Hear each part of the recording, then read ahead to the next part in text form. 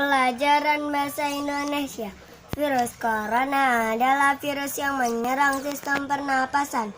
Penyakit karena infeksi virus ini disebut COVID-19.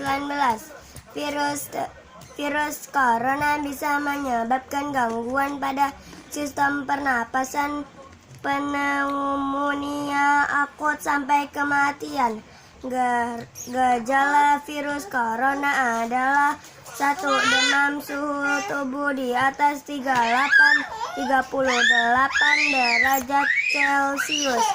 2. Pilek. 3. Batuk. 4. Sakit tenggorokan. 5. Sesak napas.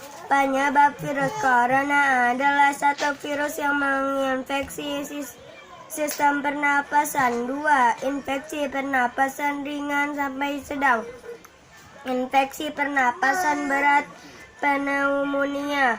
Pencegahan virus corona adalah rutin melakukan cuci tangan pakai sabun, menjaga jarak antar manusia, menggunakan masker, menghindari tempat ramai, berdiam diri di dalam rumah. 2.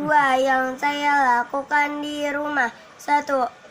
Pagi menunggu tugas dari guru sekolah. 2. Membantu orang tua. 3. Menjaga adik. 4. Sholat. 5. Berdiam diri di rumah sambil melakukan aktivitas di dalam rumah.